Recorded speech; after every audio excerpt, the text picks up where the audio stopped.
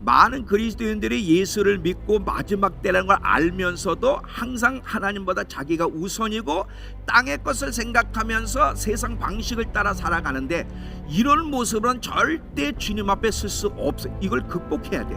인간은 타락한 본성을 가지고 있기 때문에 타락한 본성은 하나님 쪽으로 가는 걸 싫어해. 알지만 하나님 쪽으로 가지 않는 게 타락한 본성이에요. 타락한 본성을 극복하여 하나님이 원하는 방향으로 가며 살려면 절대적으로 성령의 소유, 성령께 붙잡혀야 돼. 성령이 충만해야만 성령님만이 우리의 연약함을 극복할 수 있도록 도와주기 때문에 반드시 성령 세례를 받지 않고는 정상적인 신앙생활을 할 수도 없고, 마지막 증인의 삶을 살 수도 없고, 마지막 그 환난 가운데 남대의 믿음으로 승리할 수가 없기 때문에 성령 세례를 받아야 된다고 말씀하시는 거예요. 성령 세례 외에는 대안이 없어. 여러분, 지금은 여러분이 편하게 예수를 믿고 예배드리고 성경을 보지만 적그리스도라고는 한 인물이 등장하게 되면 마음껏 교회에서 예배드릴 수 없고 전도하기도 어렵고 살아가기 자체가 어려워요. 하나님이 환난을 허락하시는 이유 중에 하나가 뭐냐면 진짜와 가짜를 갈라놓기 위해서. 진짜 내가 누구인지는 혼자 있을 때, 혼자 5분이 10분이고 1시간은 혼자 자기에게 한가한 시간이 주어졌을 때 뭘 하느냐가 그 사람이에요. 주어진 시간에 핸드폰을 꺼내놓는다든지 페이스북, TV를 보고 다른 것을 한다면 아직도 모르는 거예요. 그 사람 아직도 모르는 거예요. 혼자 있을 때, 방에서 혼자 어디 앉아있든 어디든 혼자 앉아있을 때 딱 자동적으로 주님 생각하며 눈을 감고 기도를 하는지, 핸드폰을 꺼내는지, 컴퓨터를 켜는지, TV를 켜는지, 그가 그 사람이고 그 사람의 영적 상태가 바로 그거예요. 이런 모습으로는 마지막 못 가요. 갈 수가 없어요. 갈 수가 없어요. 야, 마지막에 이 성령 세례가 아니고서는, 성령의 능력을 덧입지 않고서는 안 되는구나. 안 되는구나.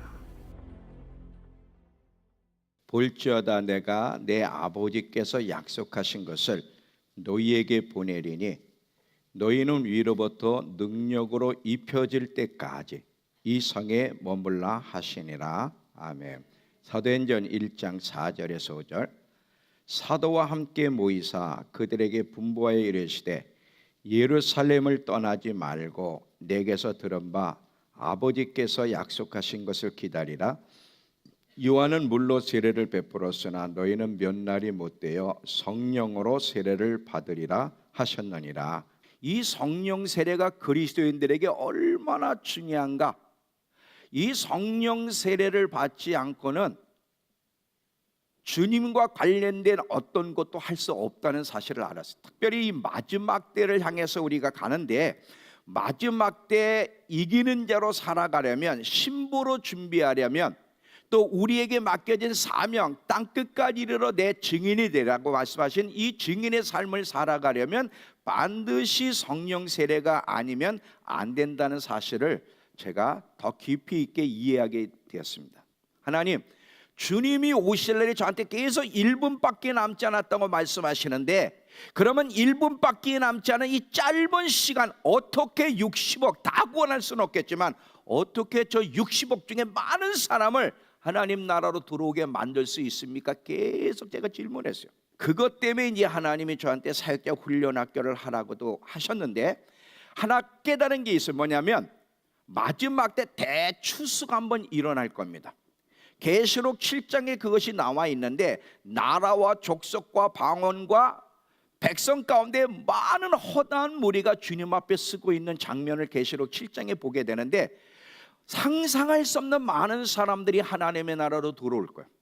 사실 지금은 전도하기가 가장 어려운 시대인 것 같아요. 여기는 어떤지 모르겠는데 한국은 한 명 전도하기가 참 어렵습니다. 점점 더 어려워질 텐데, 만약에 이런 추세라면 몇 퍼센트나 더 하나님 나라로 들어올 수 있을까? 많은 도시를 가며 선교사님들을 한 20여 명을 만났어요. 만났는데 한 가정 빼놓고는 다 탈진돼 있어. 그분들이 신학 지식이 없는가? 언어를 배우지 못하고 문화 이해가 없는가?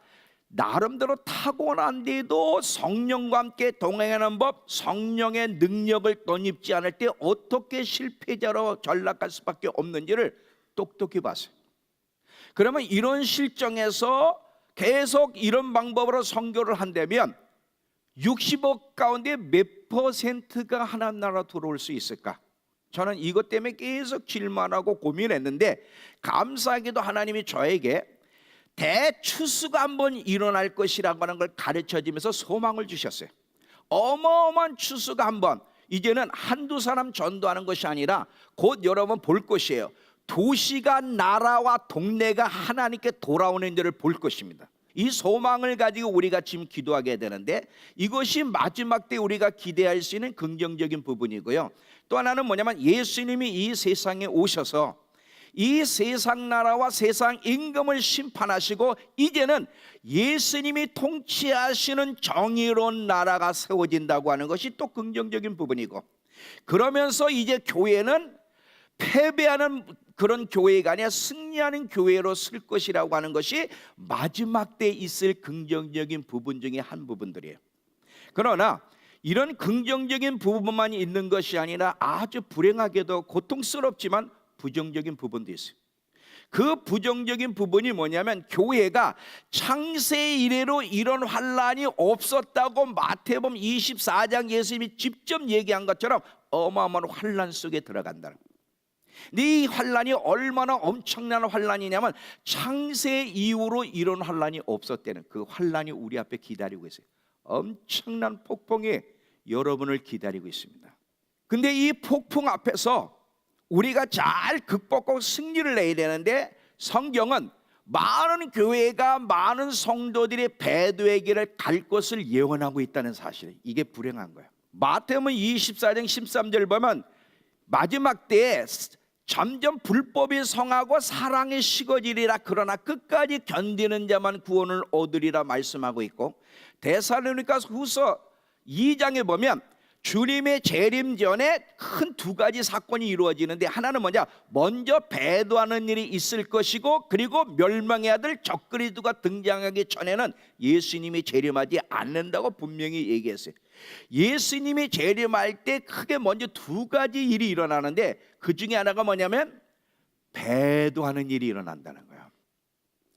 배도는 누가 합니까? 세상 사람들이 배도하지 않아요. 그는 하나님을 모르는 사람들. 어떤 사람들이 배도하냐면, 하나님을 믿던 사람들이 배도한다는 것인데, 많은 교회의 많은 성도들이 배도의 길을 갈 것이라는 거예요. 하나님이 환란을 허락하시는 이유 중에 하나가 뭐냐면, 진짜와 가짜를 갈라놓기 위해서. 지금은 여러분, 진짜와 가짜가 잘 안 갈라져요. 교회 안에 앉아서도 여기에 진짜도 있고 가짜도 있어요. 나는 이 사랑과 진리교회의 성도들 안에는 가짜가 없기를 바라는데, 불행하게도 교회 안에는 가짜가, 거듭나지 않은 자들이 더 많아. 거짓된 안전 속에 있으면서도 자기가 어떻게 거짓된 안전 속에 있는지를 모르는 가짜들이 얼마나 많은지. 근데 그게 안 드러나. 마지막 때 환란을 통해 진짜와 가짜를 주님이 가르실 거고, 진짜를 환란을 통해서 신랑을 맞이하시는 정결한 신부로 만들어 가시기 위해서 환란을 허락하실 것입니다. 엄청난 폭풍이 몰려올 때, 환란이 올 때 어떻게 우리도 믿음으로 승리할 수 있겠는가? 어떤 유혹과 압력 앞에서도 믿음을 지키고 담대하게 증인에 살 수 있는 비결이 있다면 무엇일까? 그게 가능할까? 그것이 무엇으로 가능하냐면 성령 세례로 가능하다는 것이죠. 교회가 땅끝까지 복음을 전해야 되는 것이 사실이지만, 이것이 최우선적인 일은 아니란 사실이에요. 어떤 것이 최우선적이냐면, 먼저는 복음을 전할 증인의 역할을 해야 될 사람과 교회가 거기에 합당한 영성, 인품을 갖는 것이 먼저라는 사실을 기억하셔야 돼요. 교회가 만약에, 복음을 전하는 교회가 영적으로 올바르지 못한 상태에서 많은 사람에게 복음을 전해서 교회를 만들어낸다면, 그 수준 이상의 교회를 양성해낼 수는 없습니다. 갑자기 예수님이 자기한테 찾아왔는데 화장실에 가도 예수님이 앞에 있고, 설교를 듣는데도 예수님이 앞에 있고, 어디를 가도 방에 들어갔는데 예수님이 앞에 있고, 그 지식을 얘기하는 게 예수님이 그냥 앞에 있고 자기 머릿속에 들어와 있더래. 너무너무 예수님이 그냥 느껴지니까 더 이상 말도 그러고 행동을 못할 것 같은 느낌이 들면서 계속 울면서 회개를 하는 거야. 목사님, 다시는 죄를 지을 수 없을 것 같아요. 왜 이런 일이 일어나죠? 하나님의 임재를 분명히 느낄 때만 이렇게 나타나는 거예요. 만약에 저와 여러분 안에 직장에서든 교회에서든 어디서든 이런 하나님의 임재와 천국에 대한 분명한 의식이 우리에게서 경험되어진다면 얼마나 많이 바뀔 수 있을까? 하나님의 임재가 임하기 전에도 똑같이 부정한 입술을 가지고 있고 함부로 말을 했어. 근데 그때는 자기가 망하게 된 것을 깨닫지 못했는데 하나님의 임재가 분명히 느껴지 그 앞에 서다 보니까 자기의 죄가 더 강하게 느껴지는 것이죠. 이것이 저와 여러분에게 가장 먼저 필요합니다. 이것이에요. 제자들이 많은 체험을 한 사람인데도 불구하고 아직 주님의 부르심 지상 대명령을 이루어가기에는 부족한 점이 있었기 때문에 주님이 가라고 하지 않았다는 사실이에요. 성령 세례가 도대체 뭐기에? 그 많은 경험이 있음에도 불구하고 도대체 뭐가 부족했기에 제자들에게 성령 세례가 임하기까지는 떠나지 말라고, 그리고 성령 세례가 임한 다음에서야 나가라고 말씀하셨을까? 빌기를 다음에 모인 곳이 진동하더니 무리가 다 성령이 충만하여 담대히 하나님 말씀을 전하니라. 계속해서 제자들이 죽음에 대한 두려움과 도망 다니던 제자들이 어떤 상황에도 두려워하지 않고 담대히 복음을 전하며 목숨을 낸 것을 보게 돼. 어떻게 이렇게 이런 것이 가능할 수 있을까? 성령으로 성령 세례를 받을 때, 위로부터 능력을 덧입을 때 이것이 가능하다는 사실을 우리가 이 말씀을 통해서 보게 되는 것이죠. 이것이 우리에게 필요한 거예요. 다니엘이 바빌론이란 나라에서 어떤 유혹과 압력 속에서도 굴하지 않을 수 있었고, 제자들이 그렇게 할 수 있었던 건 그들의 힘이 아니야. 성령으로 덧입지 않고선, 성령으로가 아니면 이것은 가능하지 않다는 사실이에요. 우리가 이 마지막을 준비하려면 무엇을 무장하고 있으면 다른 것이 아니에요.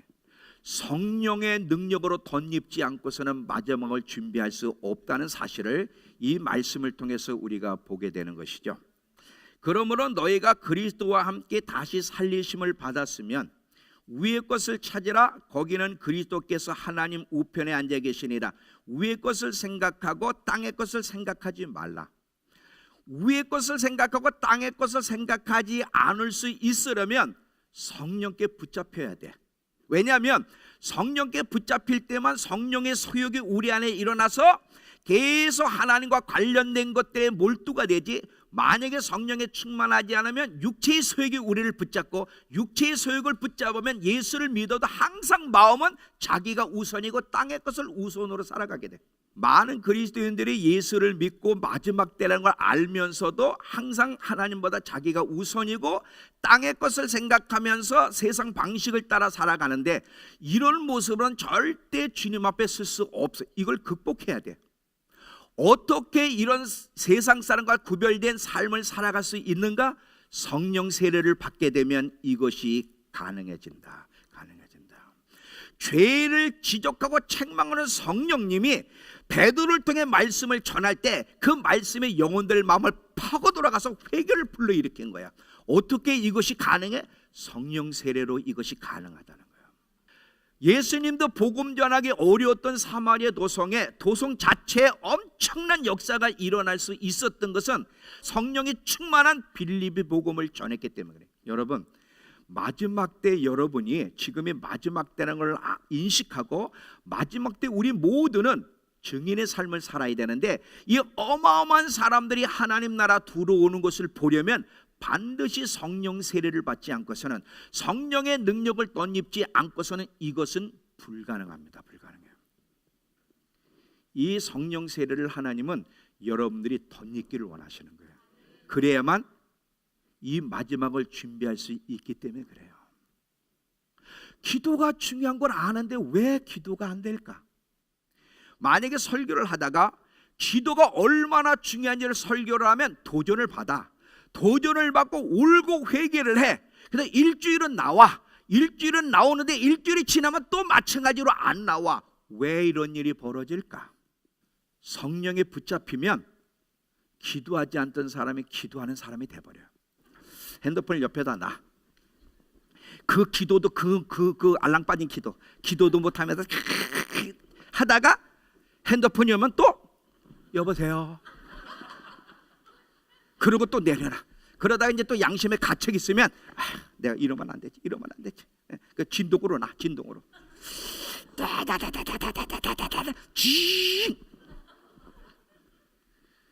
이거를 하기를 몇 번을. 1시간 동안 도대체 제대로 기도를 몇 분이나 할까? 미친 세상. 카카오톡, 페이스북, 핸드폰에서는 1시간, 2시간 너무 쉽게 금방금방 지나가는데 이놈의 기도를 하려면 한참에도 5분밖에 안 되는 막 힘이 죽겠어.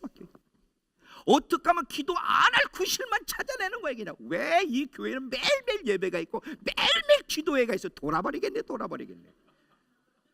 나침판은 밀어내면 항상 다른 쪽으로 가다 손 놓으면 항상 북쪽을 가.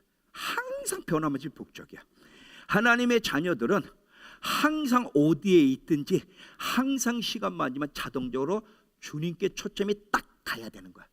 주님 사랑합니다. 오늘도 주님의 은혜로 살았어요. 주님, 오늘도 주님을 놓친 거 용서해 주세요.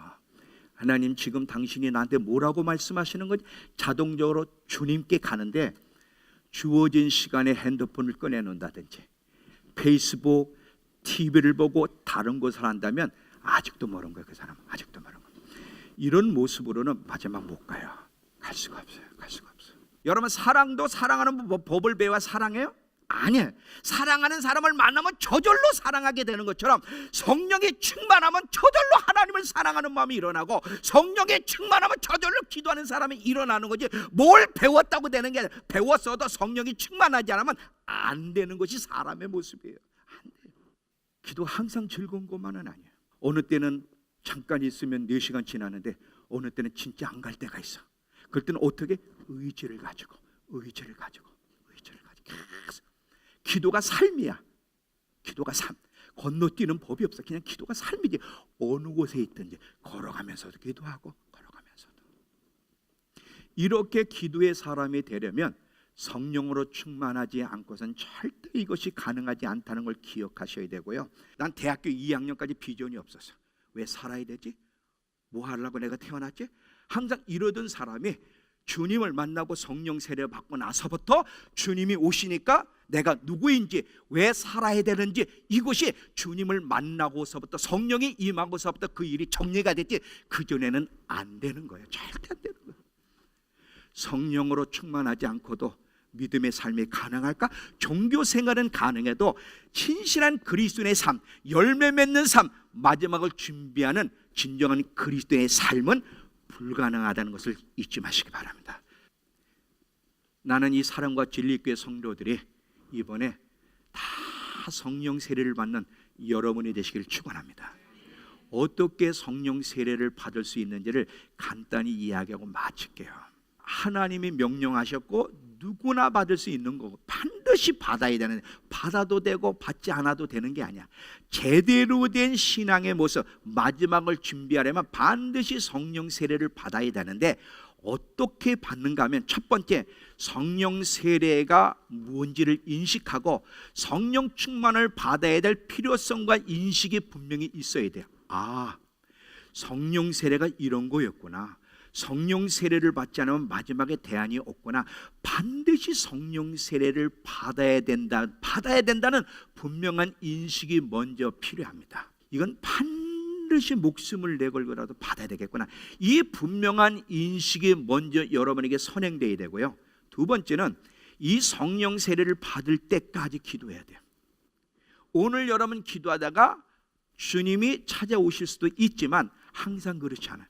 제자들도 주님의 명령을 받아 오순절 성령이 임할 때까지 그 예루살렘에 떠나지 않고 계속 믿음을 가지고 기도했던 것처럼 성령 세례가 여러분에게 임할 때까지 기도를 해야 되는데, 기도하는 가운데 여러분이 두 가지를 잘 조심해야 돼. 하나는 뭐냐면 대가를 치를 마음이 있어야 돼.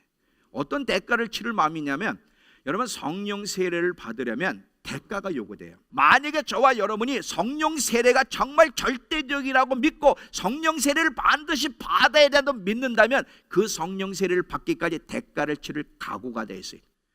어떤 욕망도 성령 세례를 받고 성령님을 만나고 성령 충만을 받고 싶은 그 욕망보다 더 큰 욕망이 있어서는 안 되고, 그 다른 욕망을 다 밀어내서라도 성령 세례를 받겠다는 결단이 있는 자에게 성령이 오십니다. 아무나에게 오시는 게 아니에요. 아, 성령 세례가 대안이구나. 성령 세례가 아니면 종교 생활은 가능해도 진정한 그리스도의 삶을 불가능하구나. 마지막 때를 준비하는 것이 불가능하구나. 그럼 난 반드시 성령 세례를 받아야 되겠다. 그 받기 위해 방해하는 것들이 있다면 대가를 치러서라도 각오를 해야 돼. 그런 자에게 성령님이 찾아오시고 마지막 순종하는 삶을 살아야 돼. 우리는 이 일의 증인이요, 하나님이 자기에게 순종하는 사람에게 주신 성령도 그러하리라. 성령님은 순종하는 자에게 주셔요. 여러분들이 하나님의 말씀을 들으면 그 말씀대로 잘못된 걸 회개하고 하나님의 말씀대로 순종하려고 애를 쓰는 가운데 성령 세례를 구할 때 성령님이 여러분을 찾아오실 겁니다. 순종하지 않는 사람에게는 성령님이 오시지 않아요. 이번 집회를 통해서 성령 세례를 받기 위해 씨름하며 성령 세례를 통해 마지막을 준비할 수 있는 저와 여러분 되길 축원합니다.